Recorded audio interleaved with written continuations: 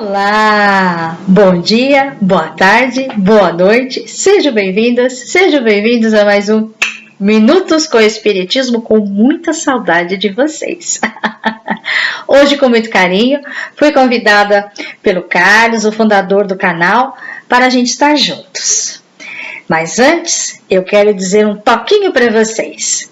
Dê o seu positivo, faça seu comentário, ajude nosso canal. Vale a pena e venha conhecer, tem mais novidades, muitas coisas boas, música, entrevistas, evangelho no lar, minutos com o espiritismo, o que é o espiritismo, para conhecedores da doutrina, para os adeptos e para quem quer conhecer, maravilhoso, estudo do livro Nosso Lar, frases, psicografia, música, tá lá o canal, venha conhecer, vale a pena. Bom, e hoje, com muito carinho, fui convidada a falar. Eu vou bem ser sincera para vocês, queridos e queridas. Eu não fiquei assim, não sei se eu sou digna de falar desse personagem da nossa história, que é um ensinamento de vida filosófico maravilhoso. E que veio à tona através de um livro que eu também não posso deixar de dizer, que é o livro Paulo e Estevão, que eu vou falar de Paulo de Tarso. Qual a missão de Paulo de Tarso? Esse livro, gente, é maravilhoso. Quem não leu, leia. São 500 e poucas páginas, eu vou dizer uma coisa para vocês. Você começa a ler, você quer ler mais, porque é história, é uma delicadeza nas colocações de Emmanuel. E assim, sabe, a gente fica, como é que Emmanuel sabe tantos detalhes desse livro? Ele descreve a época, ele viveu, porque era Plúbios, né? Deixa eu ver se eu escrevi, se eu estou falando certo. Deixa eu ver se eu estou... Públios é o nome dele, que ele era um senador na época. Maravilhoso. E conta-se, né, que nessa andança, Públios, ou seja, Emmanuel, ele tem um certo, digamos assim, um certo enlace com Paulo. Então, conta-se na história verídica que depois do falecimento de Lívia, esposa de Públios, ele fazia parte do Senado Romano, dos grandes Césares na época, né? Ele estava viajando na sua carruagem federal quando os cavalos dispararam. Em determinado momento, um homem maduro, mas um pouco, digamos assim, com os sinais da vida já em evidência, cristão, conseguiu parar os cavalos. Simples no silêncio, apenas ele olhou para Públios e Públios passou com a carruagem com os cavalos mais tranquilo, trocaram apenas olhares e ele evitou um acidente maior. Aquilo ficou no coração de Públios. Interessante, todo mundo sabe que Públios, ele faleceu em Pompeia, cego, depois de um acidente que ele teve, junto a toda aquela catástrofe do vulcão do Vesúvio. É um encontro, e os estudiosos espíritas também dizem não, eles acreditam que Paulo e Lívia foram os educadores de Públios quando ele desencarnou. E foi lá que ele conheceu como espírito Jesus e a sua missão como governador da terra. Olha que interessante. Acredito, por que você está me dizendo tudo isso? Porque tudo faz parte de um contexto da história. Então, esse livro, Paulo e Estevão, que eu acabei de dizer para vocês, ele veio nos meados de 1940, através da magistralmente a psicografia de Chico Xavier. E é interessante porque tudo tem a ver com o que eu acabei de dizer para vocês, porque Emmanuel chega para Chico e diz: Chico, eu preciso de 30 dias seu disponível, porque eu quero falar sobre o meu mentor e orientador, o apóstolo Paulo. Chico, aquela graça maravilhosa, falou: mas eu trabalho. Ele disse: vai falar com o seu chefe, com o dono da fazenda, para ver se ele libera você. Chico chegou lá, tudo Era um momento de um trabalho espiritual para que viesse à tona esse apóstolo, para que viesse à tona toda a sua mensagem, suas cartas, a sua vida, como ele conseguiu achar Jesus e como ele, sendo um instrumento, Jesus não desistiu dele. E também a gente aprendendo com a vida dele o que é a lei de causa e efeito. Interessantíssimo, né? Vale a pena, gente, vale a pena. Continuando, que eu falei para vocês, quem conta isso é Raul Teixeira, que estava conversando com o Chico conversando. Raul Teixeira, um palestrante, um conhecedor da doutrina, assim, que é meu carinho por todas as palestras de ensinamento dele. Então, Chico falou que chegou ao seu patrão e falou assim: eu preciso de antecipar minhas férias. O patrão olhou para ele e falou: Chico, não vai ser possível, porque eu tenho que arrumar a nossa biblioteca, catalogar, os livros estão bagunçados, estão rasgados, e só você pode fazer isso, então não tenho como te dar as férias. Você precisa passar 30 dias aqui na fazenda.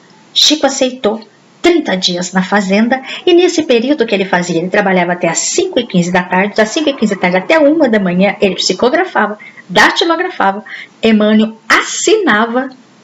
Aí o que ele fazia? Depois de datilografar, Emmanuel assinava assim, dizia que estava ok, era isso mesmo, ele apagava porque não tinha papel e fazia a psicografia de novo. 30 dias ele fez o livro. Já estava sendo feita uma conspiração espiritual para que viesse à tona, porque quase o mundo inteiro conhece a vida de Paulo e Estevão. Interessante. É só alguns detalhes, né? Mas a gente não pode falar de Paulo se não falar de Saulo. Quem é Paulo? Quem era Saulo e por que se transformou em Paulo? Lucas, no Novo Testamento dele, ele tem o capítulo 21 que fala Atos dos Apóstolos. E Lucas, gente, foi um cara que viveu... eu falo que era o anjo de guarda do Paulo. Paulo apanhava, Lucas não apanhava.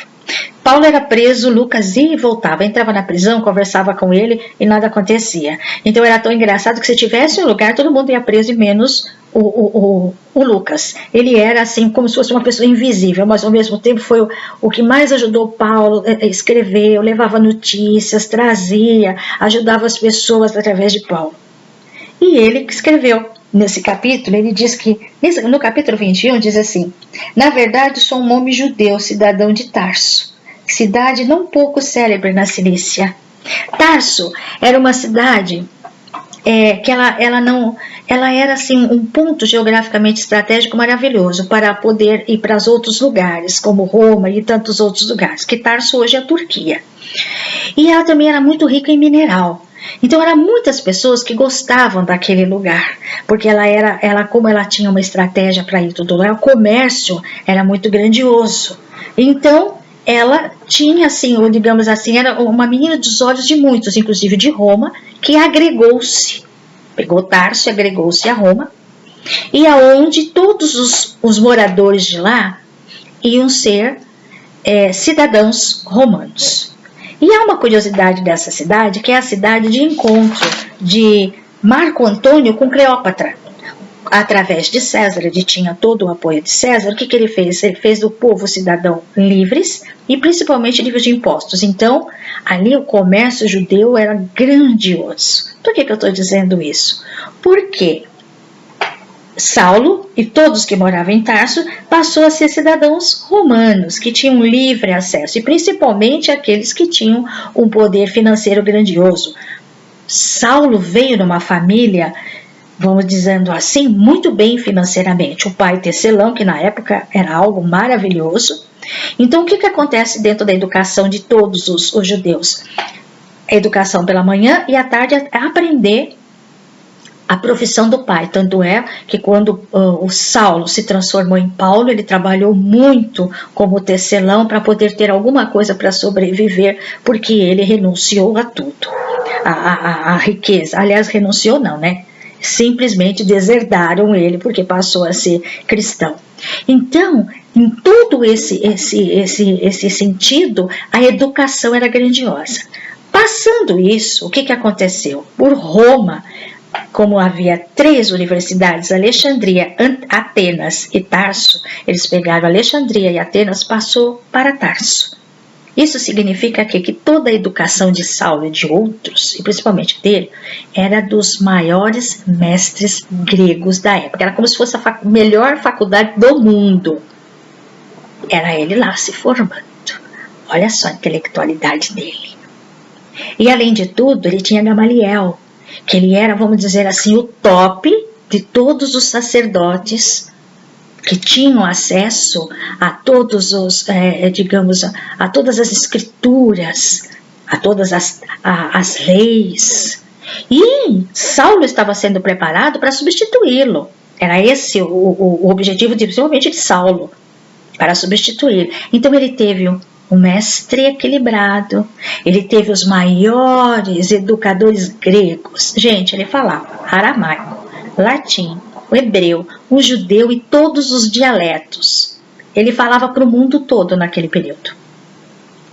Não é? Todo. Então ele era assim, digamos, o ministro exterior, né, de relações exteriores. Ele poderia ser, porque ele falava todas. E como a busca dele era de um sacerdote top, ele ia falar para o mundo todo em várias línguas.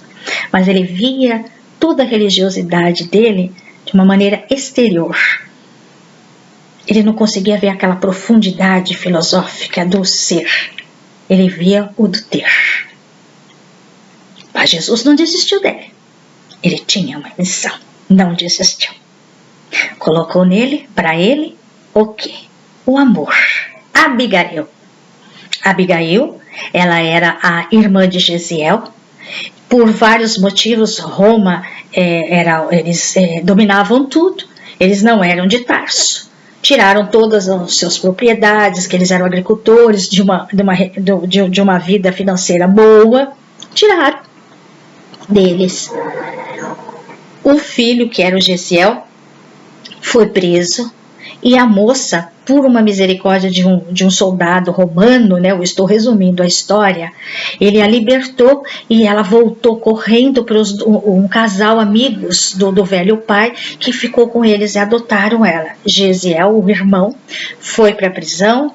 Como ele era educado, como ele tinha uma boa disciplina, ele foi trabalhar na parte da marinha. Eu falo marinha, né, dos navegantes romanos, aonde ele conheceu Paulo Sérgio, um dos comandantes, né, digamos, de um nível grandioso, né? Ele salvou a vida dele, porque quando ele ficou doente, esse comandante, né, que fazia parte do comando de toda a navegação, o Gesiel cuidou dele, ajudou, porque ele tinha as ervas, ele sabia como cuidar com ervas, e curou ele. Ele ficou muito grato, o senhor Paulo Sérgio, por ele. Mas o Gesiel também se machucou, desculpa, ele ficou doente, pegou a mesma doença do quem ele cuidou. E quando era assim, ficava doente, jogava no mar. E o Paulo Sérgio disse, não, eu não vou jogar ele no mar. Deixou ele num lugar. Vamos aportar. Mas você não pode fazer se eu estou, porque eu sou abaixo do comandante, sou eu que mando, e é eu que vou deixar ele lá, alguém vai buscar. E realmente deixaram ele num porto, numa cidade, aonde ele foi acolhido pela Casa do Caminho, que graças a Deus, que nada é por um acaso, a Casa do Caminho o acolheu onde era Pedro, Tiago, os apóstolos acolhiam os leprosos, os doentes, os abandonados, os que tinham fome, e acolheram ele e curaram Gesiel.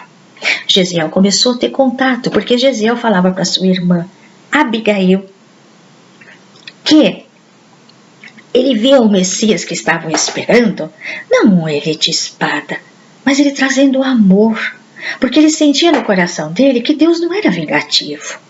Ele sentia no coração que Deus era mais do que isso. Deus não podia vingar-se das pessoas. Deus não podia dar direito que o leproso seja cuidado e seja curado. Aos cegos, por que não ter um cuidado digno? A piedade com as pessoas. Era esse o coração dele, apesar de seguir as leis judaicas. E quando ele se encontrou na Casa do Caminho, foi curado por Pedro, por todos ali, ele começou a assistir às pregações. Ele começou a ver que as pessoas muito se reuniam em catacumbas. E ele começou a ver que aquilo que ele pensava do Messias era Jesus. o amor, a fraternidade, a caridade, a liberdade, a igualdade, amar o próximo como a ti mesmo. Ele começou a ver que era esse o Messias que ele estava esperando, ele começou a conhecer Jesus. Mas ele estava correndo risco. Então Pedro disse assim para ele: Gesiel, você não pode ter esse nome, porque esse nome, se os romanos pegarem, é um nome judeu e ao mesmo tempo é cristão.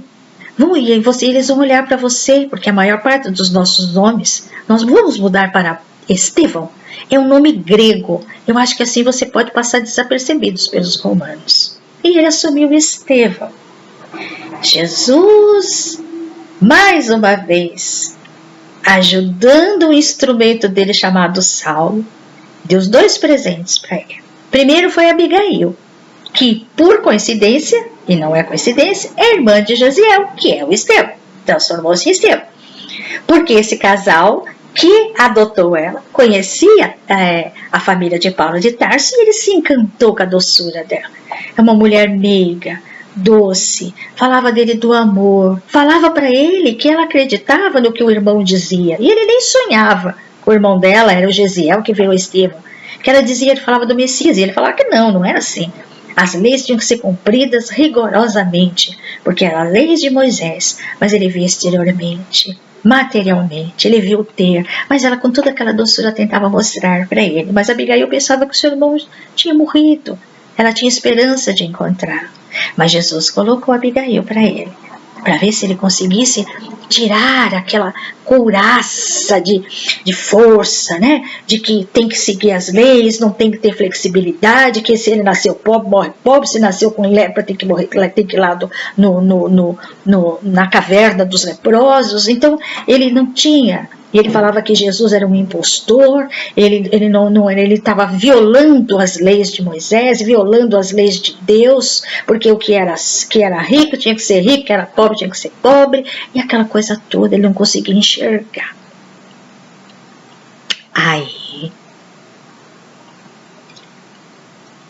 Jesus falou: bom, Abigail está na sua frente, Abigail veio até você. Agora, como Abigail veio, eu vou te mostrar Estevão. Teve certo dia que descobriram o encontro dos cristãos. Paulo foi com toda a sua turma, vamos dizer assim, lá. E sabe quem estava lá?